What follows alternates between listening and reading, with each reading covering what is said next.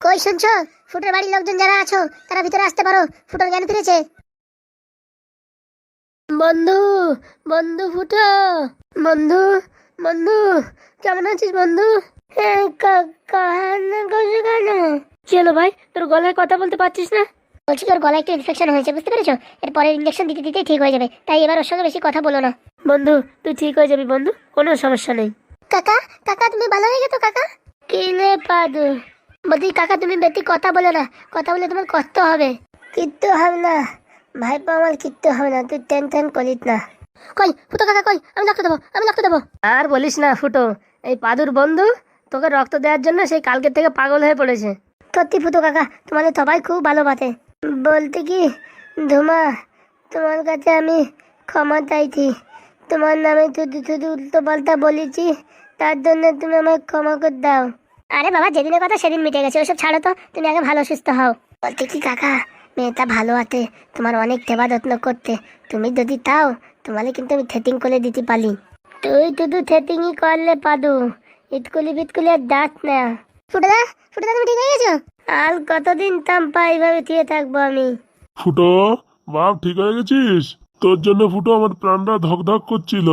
না স্যার, আমার কিচ্ছু হবে না। ফুটো কাকা জানো স্যার তোমালে বাঁচাতে কত টাকা দিতে?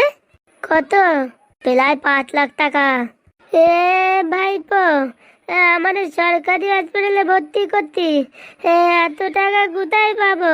সরকারি হাসপাতালে ভর্তি করলে এতক্ষণ তুমি পটল তুলে যেতে, বুঝতে পেরেছো ফুটো? বেঁচে থাকলে টাকা অনেক ইনকাম করা যাবে। আগে জীবন, তারপরে পয়সা। স্যার আপনাকে কি বলে ধন্যবাদ দেব, আমার বলার ভাষা নেই। তোমার কিচ্ছু বলা লাগবে না, তুমি চুপচাপ থাকো, বুঝতে পারিছো? সত্যি ভাই ফুটো, স্যার যা করেছে না তা বলার বাইরে। থ্যাংক ইউ স্যার, আপনাকে অসংখ্য অসংখ্য ধন্যবাদ এই অভাগার জীবন বাঁচানোর জন্য। আরে অবাগা বলছো মানে? তুমি হচ্ছে আমাদের একটা শান, প্রাণ, মান, ইজ্জত সবকিছু হচ্ছে ফুটো। আর তোমার কিছু হয়ে গেলে আমরা ঠিক থাকতে পারি? না স্যার। হয়েছে, কথা বলতে অনেক কষ্ট হয়েছে, এখন আর কথা বলো না, এখন একটু রেস্ট করো। হ্যাঁ, আমরা সবাই বাইরে যাচ্ছি। হ্যাঁ কাকা, তুমি লেট করো, আমরা বাইরে যাচ্ছি। আমরা কালকে থেকে কিছু খাইনি, এখন যাই একটু খাওয়া দাওয়া করে নি। আর বলিস না ফুটো, ছোট ছোট বাচ্চাও কেউ কিছু মুখে দেয়নি, বলছে যতক্ষণ ফুটোদার জ্ঞান না ফিরবে আমরা কিচ্ছু খাবো না। এত ভালোবাসে সবাই আমালে। শুধু ভালোবাসা না রে ফুটো, কেতা বাড়া ভালোবাসা। চলো চলো সবাই বাইরে চলো, কিছু না কিছু খেয়ে নি, চলো। দাও দাও, হাগুদা পাদু, তোমরা কিন্তু খেয়ে নাও, দাও।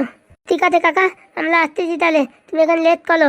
ম্যাডাম তোমাদের সব ঠিকাই দেবে, কি করলে কি বলতে হবে, খাতে হবে, সব ঠিকাই দেবে। হইতে হইতে আর ফাজলিমি করতে হবে না। দা বাইরে যা কিন্তু খেয়ে নে। যাক বাবা, ফুটোর জ্ঞান ফিরলো, এখন একটু টেনশন ফ্রি। এইবার এই শাকচুন্নি, কালনাগিনী আর শেফালিরই ধরার পালা। স্যার বলছি কালনাগিনী ধরার ব্যবস্থা করেন স্যার। ধরার পরে হামনদেস্তা দিয়ে বাড়বো। না স্যার, ব্যালন দিয়ে বাড়াবেন। আমি তো মুগুর দিয়ে বাড়বো, মুগুর। আয় রে পাদু আয়। ম্যাডাম বলতে কি, ফুটো কাকালে একটু ভালো করে ট্রিটমেন্ট করবেন, ঠিক আছে? হ্যাঁ হ্যাঁ, ও নিয়ে তোমার কোনো অসুবিধা নেই। বলছি এই যে সুযোগ, এই সুযোগে ফুটো কাকার মনে যদি একটু প্রেম ভালোবাসা দাগাতে পারেন ম্যাডাম, তাহলে আপনাকে দুইজনে যদি বিয়ে দিতে পারি, তাহলে আমার জীবন ধন্য।